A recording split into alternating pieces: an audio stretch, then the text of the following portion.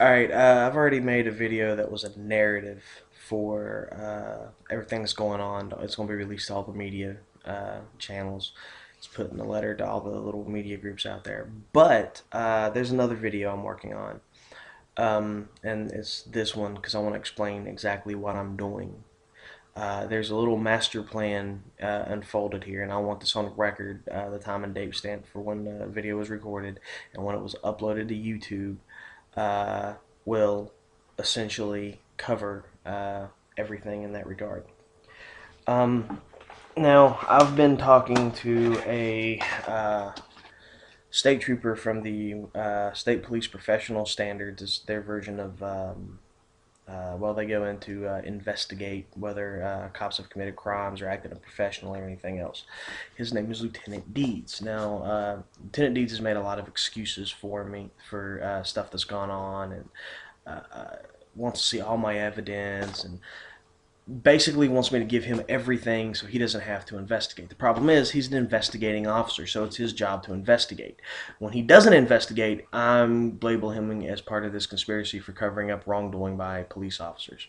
Uh, Now, this is a letter going to Lieutenant Deeds. It's kind of thin and light. It does have a video, or not a video, but a recording on here that was taken in secret by me uh, because Thomas Keller, the witness for my whole terrorism search warrant BS, uh, had involved himself in a civil suit between me and my former landlord. He's also tried to get a domestic violence petition against me, citing the whole terrorist BS. Anyways, the important thing about this is not only the pattern of harassment involving himself in my legal troubles and going out of his way to do so, it's the fact that the terrorist search warrant states from Trooper Eford that Thomas Keller came to him. Uh, Under oath before a court recorder in the case between me and Rent, West Virginia, my previous landlord, that Thomas Keller stated that the police came to him. Now, that's important in the way that Thomas Keller has been charged with child molestation, uh, particularly his own son. Um, all this was swept under the rug by Christine Keller, the prosecuting attorney of Raleigh County. Uh, Now, this is also important because if you notice the last names there, Keller, uh, Thomas Keller claims that Christine Keller is related to us, and so I'm not really sure what was going on, but he's made a lot of really interesting claims over the years. His girlfriend Karen Carlock claims to be an informant for State Trooper Gregory Duckworth, and she claims to have came from out of state. And I believe she's part of the FBI's counterintelligence, counterterrorism program, where they're taking informants from out of state and bringing them into other states, uh, to so that way they can't be attached to local police or have records with the local police of having been informants in the past, as court records are generally a matter of public record. So the only way I can prove that this conspiracy exists and goes beyond just these cops is to give Lieutenant Deeds a chance to cover it up and to not investigate, which shows his own matter of being unprofessional. Followed up by a letter going to his boss, which happens to reveal a little bit more information, Captain White. At the same time as going to Captain White, this is also going to the superintendent of the West Virginia State Police, Colonel Smithers. Uh, so there's going to be a line of stuff going up the food chain or up the rank structure to show criminal conduct where things have been covered up, where people haven't simply done their fucking jobs. Now, on top of that, I have a very large stack containing a great deal more evidence and a great deal more statements. Another interesting thing to this is that I wrote a statement to the West Virginia State Police Forensics Lab in Charleston where my computers were taken, stating the issues with Thomas Keller. And among them, the evidence taken was two of my laptops, and a BlackBerry Curve. Now, BlackBerry Curves have a micro SD card that fits inside the phone for pictures and video recordings and stuff, which is below the battery. Now, it's not mentioned in the search warrant that that micro SD card is there.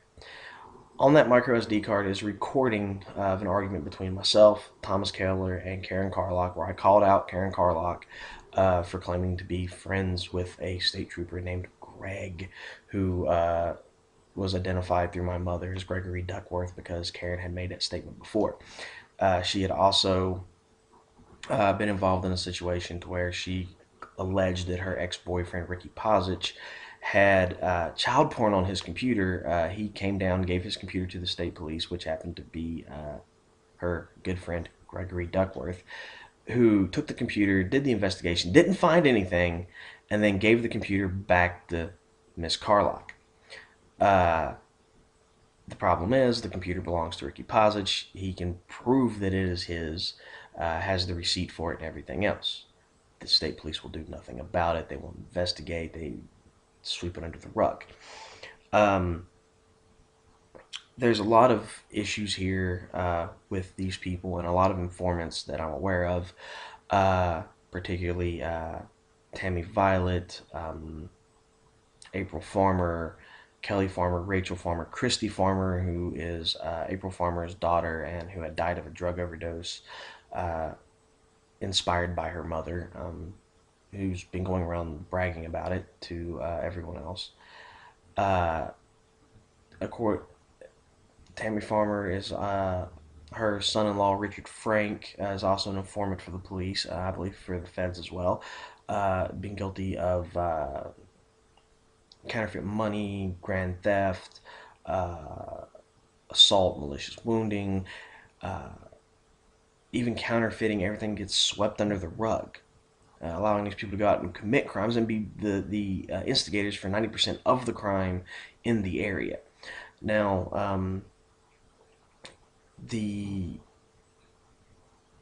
situation here is that the informants are creating the crime, setting people up, and everything else. All this information is going to come out in these additional packets, which I should point out if I can find right two that I'm looking for off the rip.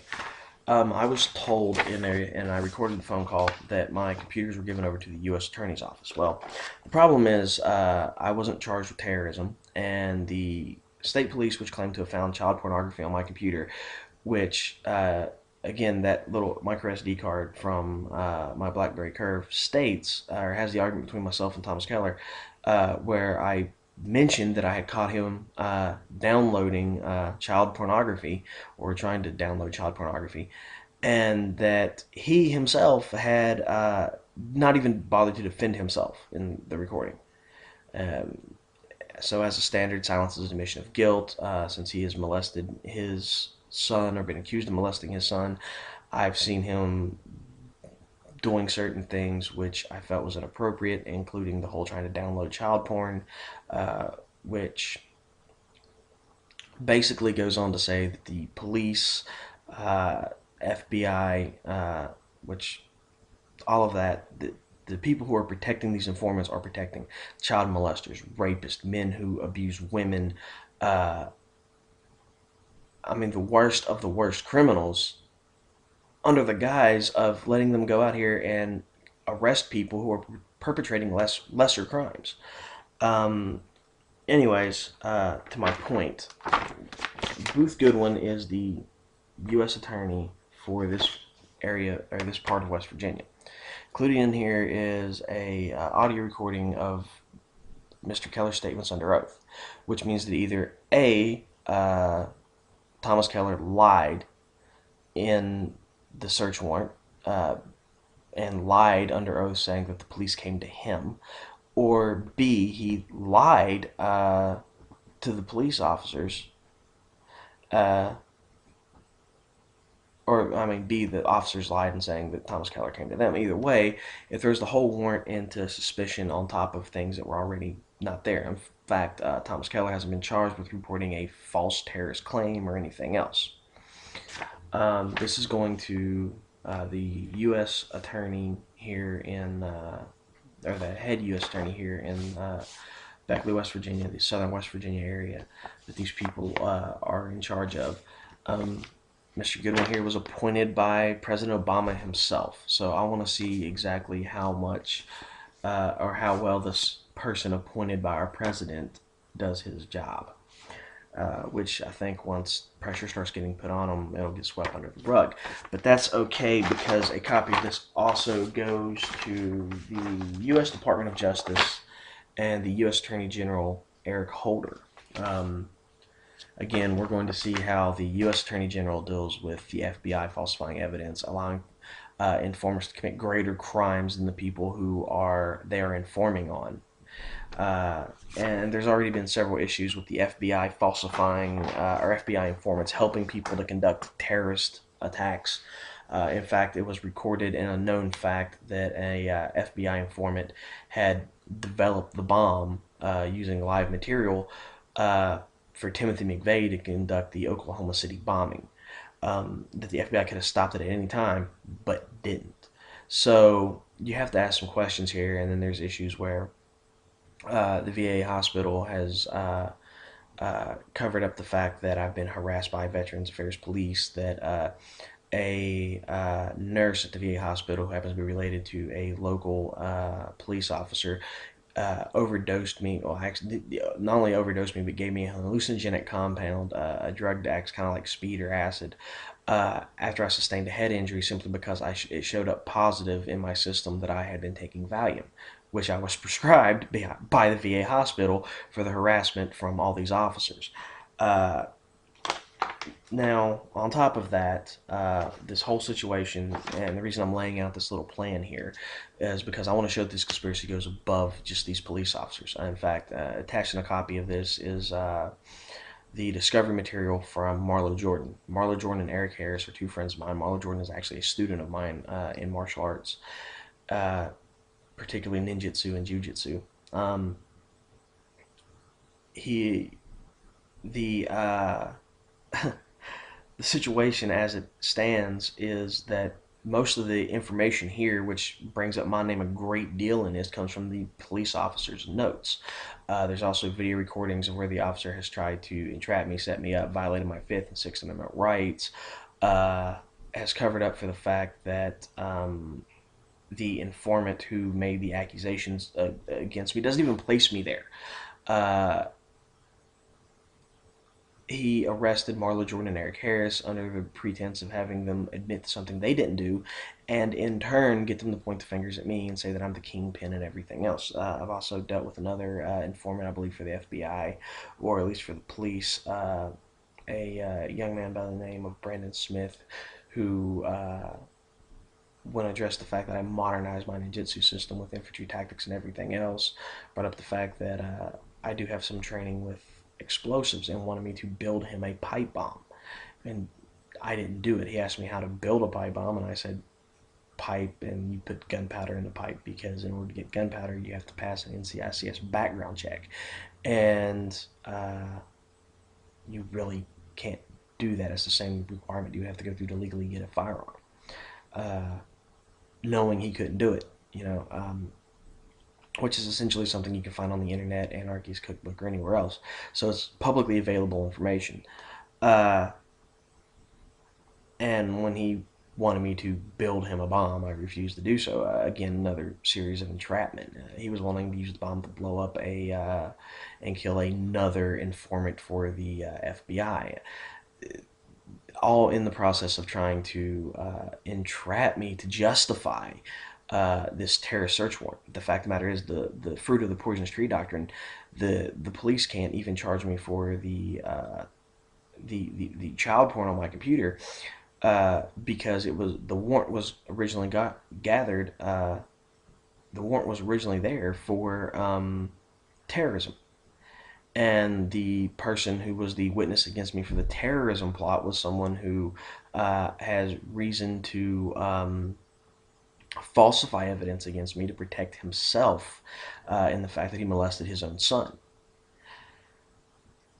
The uh, the fruit of the poisonous tree doctrine states that evidence gathered in violation of one's civil rights, i.e., false statements from an informant, uh, even if they find other evidence or of another crime which had been committed, cannot legally charge me, which means holding on to my computers and everything else is nothing more than a means of trying to have someone else entrap me, or uh, some other means of trying to set me off so that they can claim I'm a terrorist and discredit me for the cover up that is going on.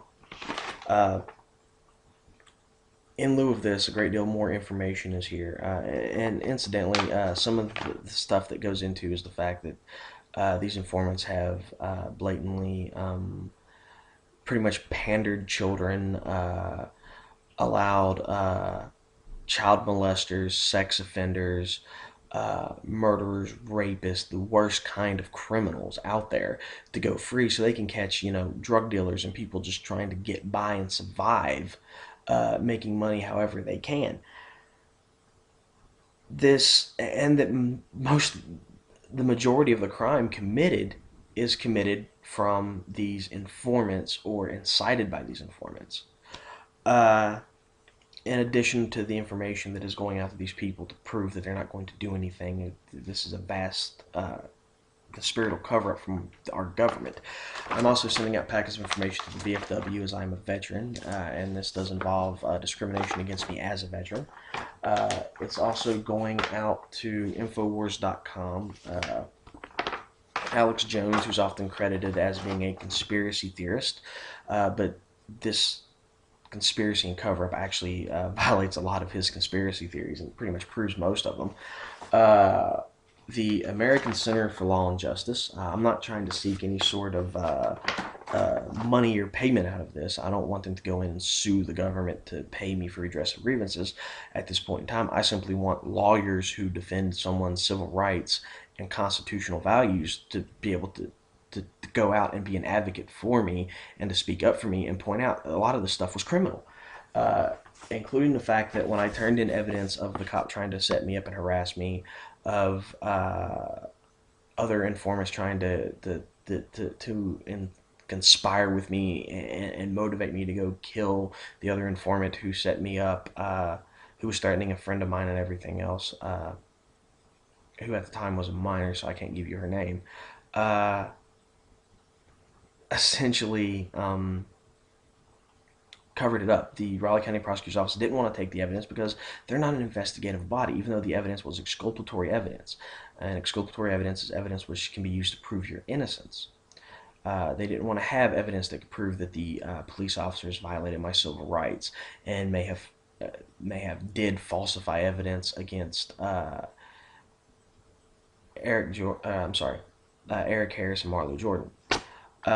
This is also going to Honest Appalachia, which is a local whistleblower site. I'm not doing this as a whistleblower. I'm doing this blatantly. This is my face. This is who I am. My name is Ronald Collins Jr. I was born June 11th, 1980. I'm a U.S. Army veteran. I've written books on martial arts and ninjutsu and everything else. I don't want to hide my face because by hiding, I allow them to allow some other informant to make another attempt on my life. This also includes the fact that Taryn Price did try to kill me by cutting my brake lines. This is also going to the ACLU. Again, more constitutional lawyers out here to advocate for me. To get to this, Fox News, which is an admittedly conservative news agency. And to be honest with you, since some of this goes back to before Obama took the stand, goes back to things that were done during George H.W. Bush's uh, term as president. This is also going to a liberal media news site that's going to ask some questions. Now, the problem is if Mr. Booth Goodwin doesn't adhere to the law and the Constitution, having been appointed by a president who says that the Constitution is flawed and outdated, it's going to raise some interesting questions. Same thing for Eric Holder. Uh, so, yeah, I'm putting pressure on the government. I'm putting pressure on my local government. I'm putting pressure on federal authorities to clean their own house and to deal with to actually go in and investigate these crimes that are being perpetrated by federal and state officers and their informants. I've even gone so far as to go to the local sheriff's department, because as the sheriff's department, they're in charge of maintaining security for the courthouse and the prosecutor's office and the magistrate's office and everything else. And again, it's their job to investigate things like this, impropriety and stuff, on the county level. And they said, oh, no, no, it's departmentalized down to the state police, or it's departmentalized down to the Beckley police, the city police. And even though this goes beyond that. So, this whole departmentalization thing is just a BS scam to keep from doing their jobs. Um, now, there through the course of this, I mean, there's mountains of information that's going to come out, and I'm more than willing to bet that attempts are going to be made on my life and everything else. Additional attempts to probably harass me, plant evidence in my home, or any other number of things to justify what these people are doing once all this comes out, uh, is very likely. And to be quite honest with you, the only way I can prove that these people are covering up for things, uh, Superintendent of State Police, FBI Agent Michael Hayden, Captain White, Lieutenant Deeds, is for me to go out and actively pursue this evidence, and to give them a chance to investigate and to do something. And then when they don't investigate, when they don't do anything because I don't give them all the evidence off the rip for them to falsify evidence, uh, to to come back on it. Now, there's another issue related to this, that I also feel is linked to this. A friend of mine, or at least if not linked to this particular incident, is linked to this whole issue of the federal government using informants to commit crimes and greater crimes than and covering up for their crimes. A friend of mine, Carl Donovan McCoy, his mother was murdered. She was murdered by her mother, Carl's grandmother. For 3 years, this his grandmother bounced from state to state with her grandchildren, collecting her dead daughter's Social Security benefits, and according to the West Virginia State police officers who are now investigating that crime, there was no way she could have gotten away with this on her own without some sort of help from other police officers or someone somewhere. And given the fact that we're talking about informants being brought in from out of state, informants who are inciting much of the crime in this area, it's a good possibility that she was acting as a federal informant and they were covering up for her crimes until she became no longer used to them and the body was later discovered. Uh, and it made it into the news and before she had been identified, and it got too big for them to cover up quite so quickly. Multiple attempts to be investigated into this were denied, glossed over, excused, whatever. Um, so this shows a huge issue here, given the fact that several people arrested for terrorism or charged with terrorism have claimed that they could, even though they were sympathetic to the terrorists, they couldn't have actually carried out these plots and plans or anything else without help and involvement from the um, uh, federal informants or state informants in this most recent case in New York, giving them the tools and the methods to go out and carry out these attacks, essentially shows that there seems to be some sort of uh, I don't know, government conspiracy to label everyone terrorist. The fact that I'm a U.S. Army soldier, that I served a little over 3 years in the U.S. Army as an infantry soldier in an air assault unit that was particularly focused on using small teams uh, tactics against a larger force invading North Korean army to perform surgical strikes, urban warfare, stuff like that. The fact that I've incorporated this into my ninjutsu training, modernized it, added modern weapons, uh, that I do have the training to be able to carry out such things. Uh, I feel that I'm being targeted simply because I have tried to help people, particularly Ashley Redden. Uh, and I understand that this girl is in fear from the police, from the FBI, uh, but yet during the trial, when she was forced to lie on me, she has defended me, saying that we were only friends. She said that I never tried to do anything sexual to her when they tried to label me as a pedophile. She even made the statement that she didn't even believe that I was going to try to rape her until it's what her mom, the cop, and the prosecutor told her. And this was on public record in front of Judge Hutchison, the same person who claimed that Trooper Duckworth was the military and that I couldn't sue him when I tried to take him into court over this whole situation. The mountain of evidence essentially linked to most of this. I mean, even looking at Marlo Jordan's motion of discovery, his name isn't even mentioned in this. It's very vague.